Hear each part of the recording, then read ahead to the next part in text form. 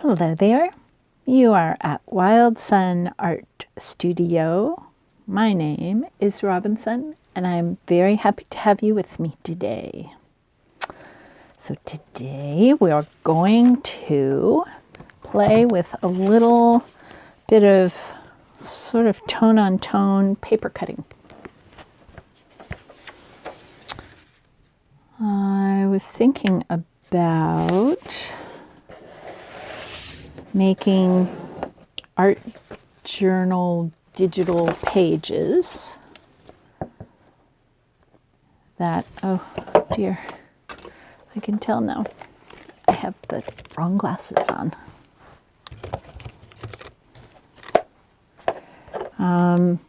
I have been thinking about doing some papers that could be digitally reproduced so that I could make a digital art journal kit, which would be wicked fun.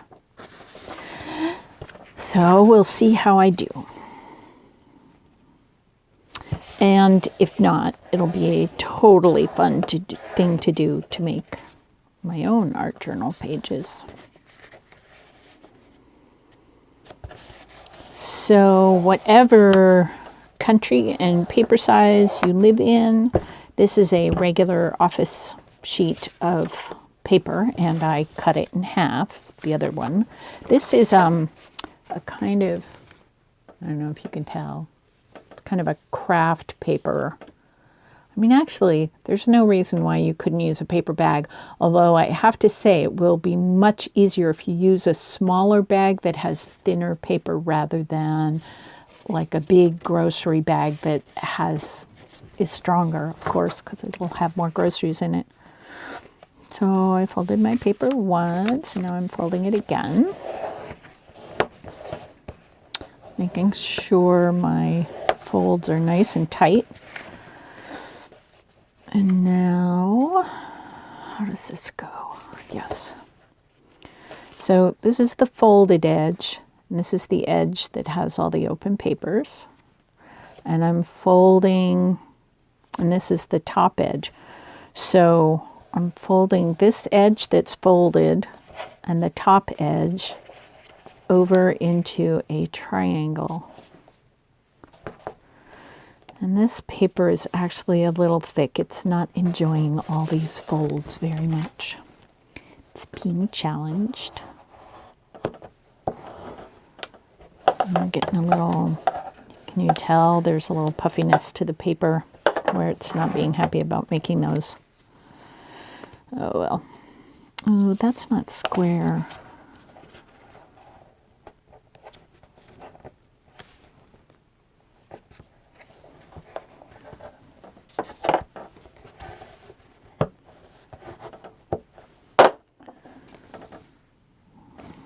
To my eye, this looks smaller than this measurement. But I think that's about as tight as I can make it. The other way to do these is to do them in tissue paper, because this is a lot of folds for this paper to handle. So to do it in tissue paper and then trace it onto a piece of paper that's this big and then cut it all out separately, which would be a lot of work. So now what I'm doing is making a zigzag out of this much fold.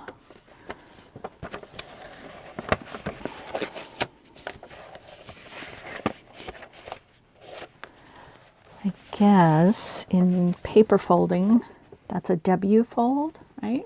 Get it? Or an M fold. I don't really know how you tell. And now we also have the information for where to fold. See, we want the fold to come into the corners. If we were doing a paper cut, this was incredibly thin paper. You want the fold to come into the corner so that what you cut over here will mirror over here. And we can't fold this in half because that's just way too thick a fold. So I will show you what we can do in a minute to make that work for us. So I can't fold that, it's just too thick. So this is what we will do.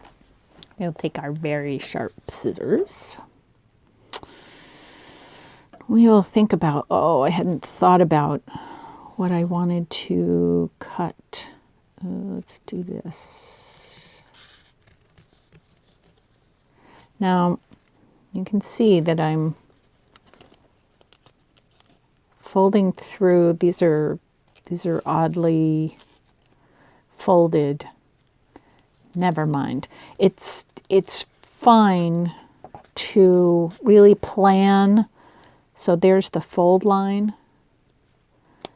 Plan that one cut goes where there's only four layers, and then another other cuts go where there's 8 layers. Yeah, too much. And you get some interesting things going on where on the 8-layer part you'll see only half the cut. I don't know, it ends up being interesting. Oh yeah, I did that.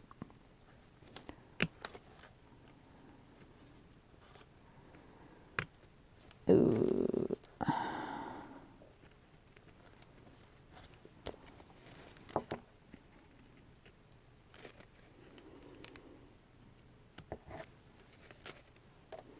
There. What else can we do? Let's try coming up. Lots of times, this is going to be the outside edge of the paper, but because it's going to be here, and you know how when you copy paper, you lose a bunch of paper up here? That's very annoying. I don't want to do a lot of cuts in from the edge because I'd like to have the kraft paper a solid along, I hope that makes sense to you, along that edge.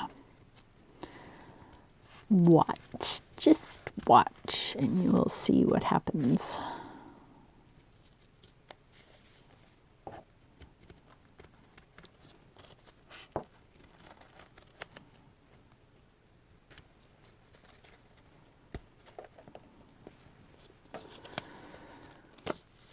Okay, now that, this is going to be on the inside. It's going to be like this. So this edge here will come down. So I can cut into that.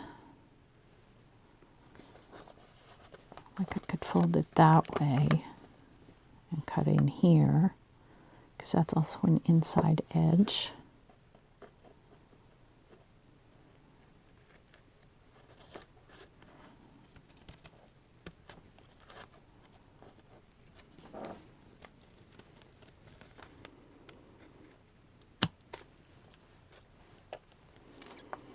I look at paper cuts, oh my goodness, on the internet, and they are so freaking pretty. And they're so exact, and they never have little crunchy things. I don't know, maybe that just comes with more practice, but I think it also comes with being pretty invested in the outcome. And I bet they don't try to cut this many layers because it's thick and it's hard. So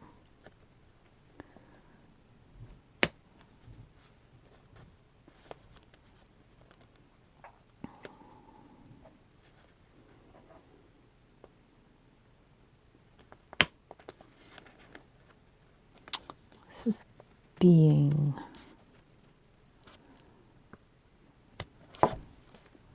difficult. All right, so this is what we do.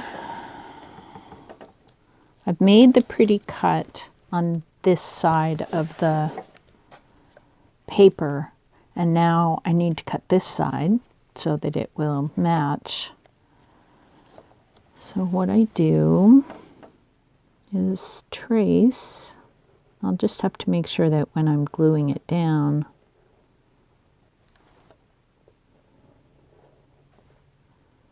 I am gluing it on the side that does not have pencil marks. Or I could erase all the pencil marks. That would be lovely. We've got all that cut out already.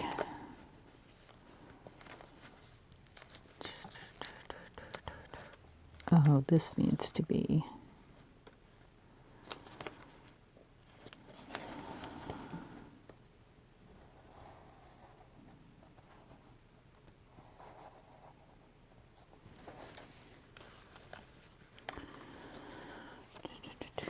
Let's cut that right now.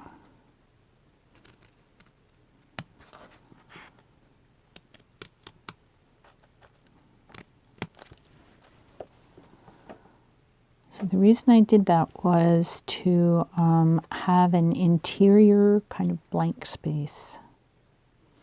We'll see how this goes. Oh, we need that too.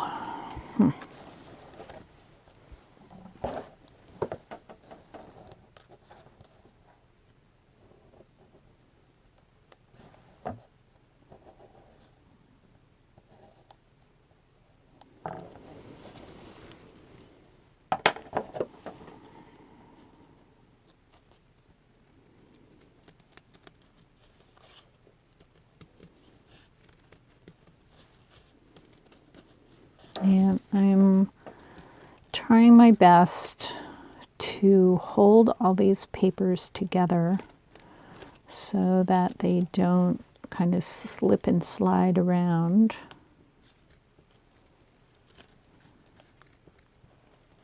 Actually, I think this is going to go pretty well.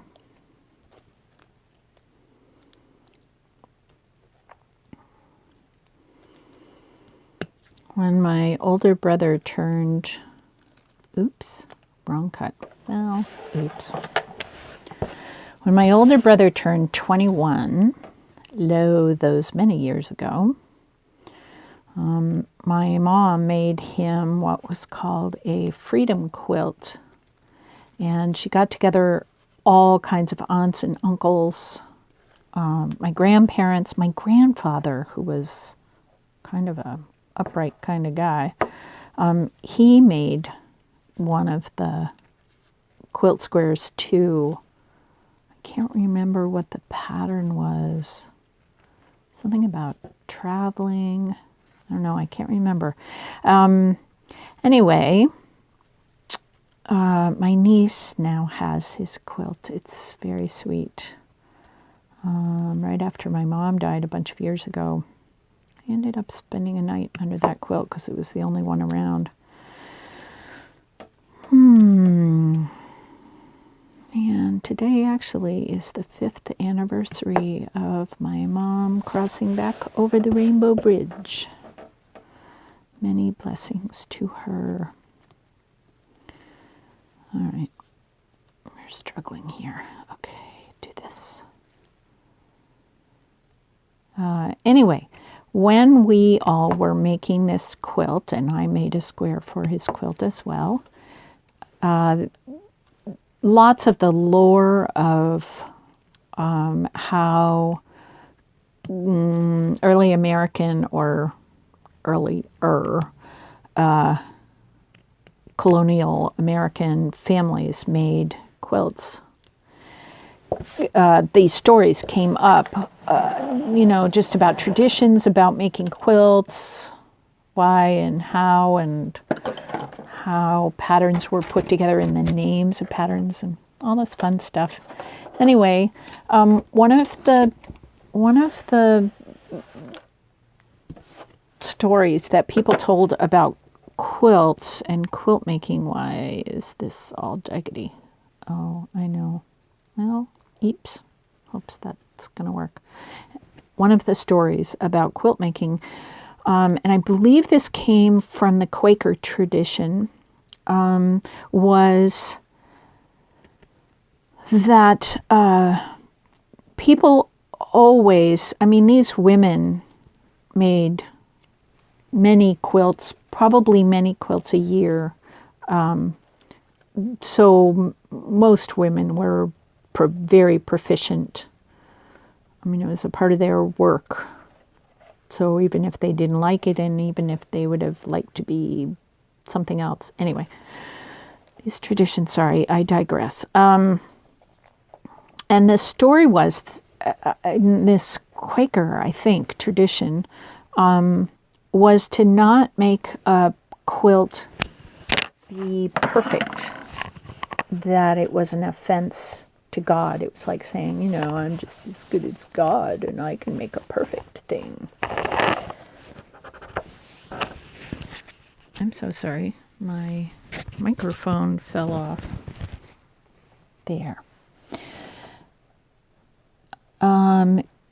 So we didn't want to look like we were perfect. So traditionally on the quilt, one of the squares would be turned upside down, because these women were really good quilters and they didn't make a lot of mistakes, but they wanted to show God that they weren't trying to be uppity and be better than God.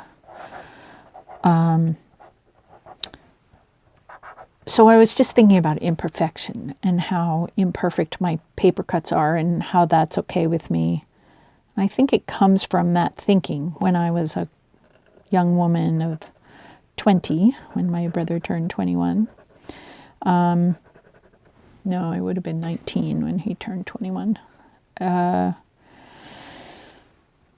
Not trying to be perfect. Okay, so here's the thing.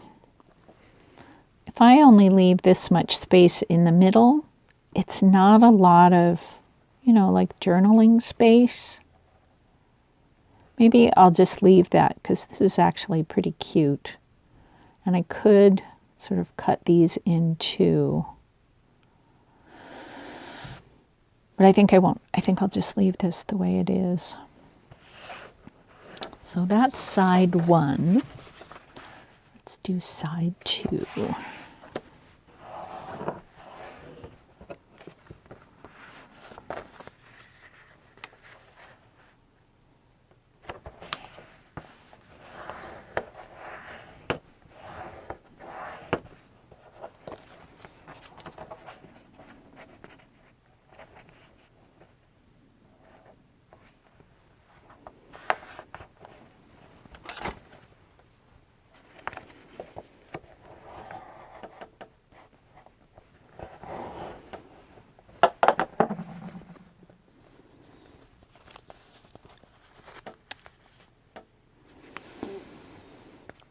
Now we make this fold for the center. Now see, we have this line across there. So we will open it up and make an M out of these three lines. So there is one. No. Down a little. Huh. That's down a lot. And upside down. So there. And down. And there we have our M fold, or W fold.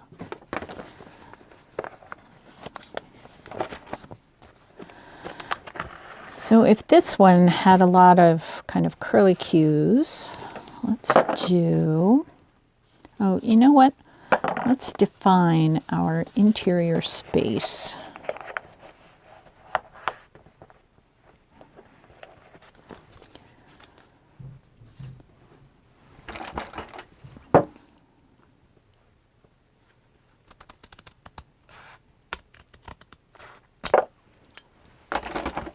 actually, it lets me show you what we're doing here.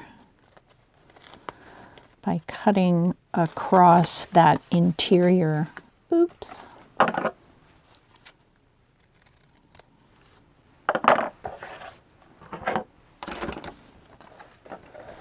We have made a frame. So then we fold it back the way it was.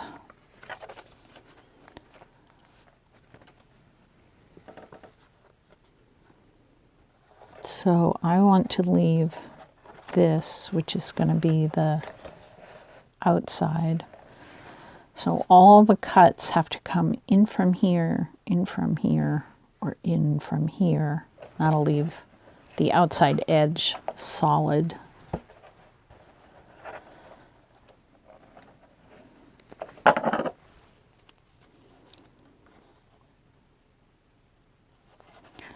Let's put a crown.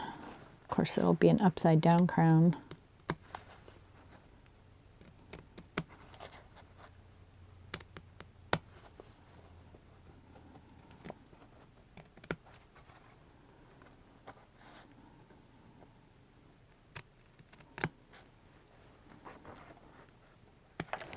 There we go. Look at my little crown. Ta-da! I want to do a little something for you. I talked about it in the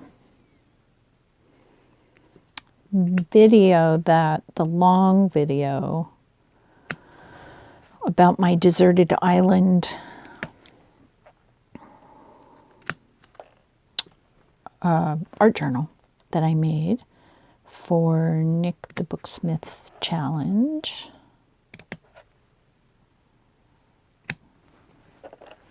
Looks like a castle wall there.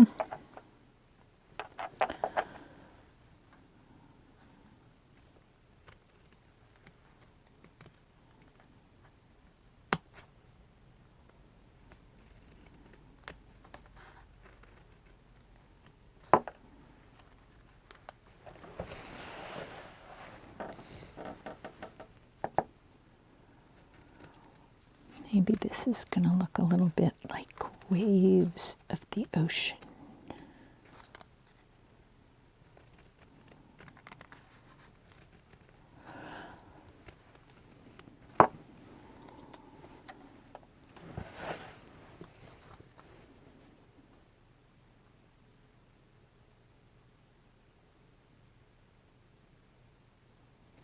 I was wondering whether to take this all the way over into there, but I think that I won't.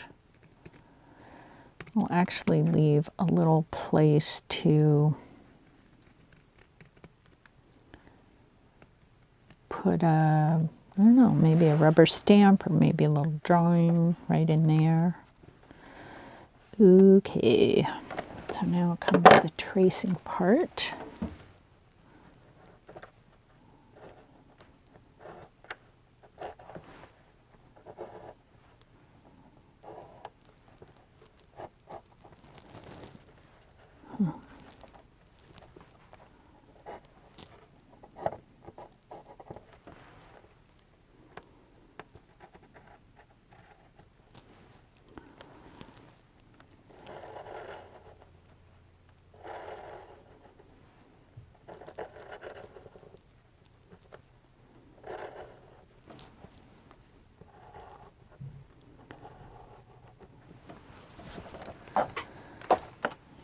Go.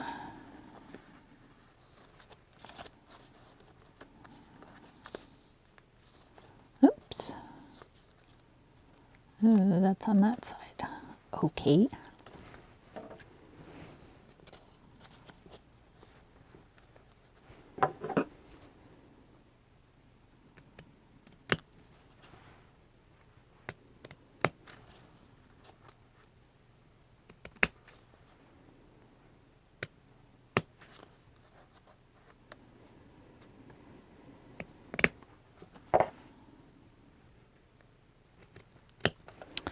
Noticing that I'm not talking to you very much.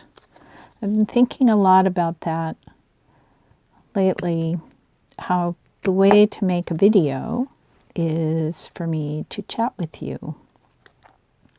But I've been thinking about what I want most to say in my videos, and it is that in life's trials and tribulations, art making has been a beautiful way for me to come back to center.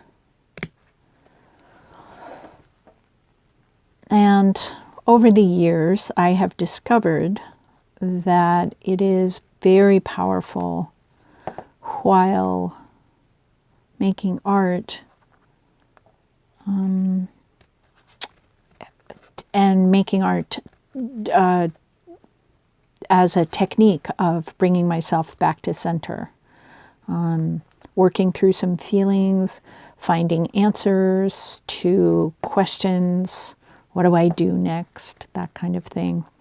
And there have been a lot in my life, big questions like that. I remember one time I was almost divorced. The paperwork was coming through, and I needed to make, oh no, I guess I actually had the paperwork by then. And I was trying to make a decision about where to move with my kids, and there was a lot to consider. They were, I think, 3 and 4 at that point. And school decisions were coming up, and so moving was going to affect where I wanted them to go to school.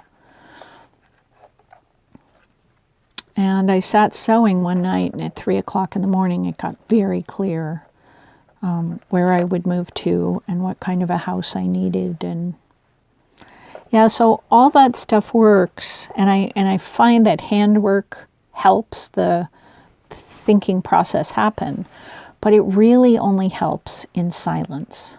When I'm not listening to music or words or whatever's going on in somebody else's head, and I'm only listening to what's going on in my head. And that means being in silence and 3 o'clock in the morning with 2 small children. Let me tell you, I was not going to potentially wake them up. So, good. This is the no pencil sign. Look at that. That's kind of cute. I don't often use square cuts like that. So this can be my digital, once I get this all glued down, this can be my digital page. And then when you put it into a book and fold it in half, this will be one page and this will be another page. Isn't that cool? So I'm not going to make you wait and watch me glue all this down. But I just thought that would be fun to watch this much. So I was just talking about silence. It is winter where and how I am right now. And silence is conducive. Sting said this great thing. He does a YouTube. There is a YouTube of a concert he gave in winter. And he said, winter is the season of imagination. I love that. So my blessing for you is may you have silence, and may your imagination run free and give you the answers you need. Thank you. I'll see you next time.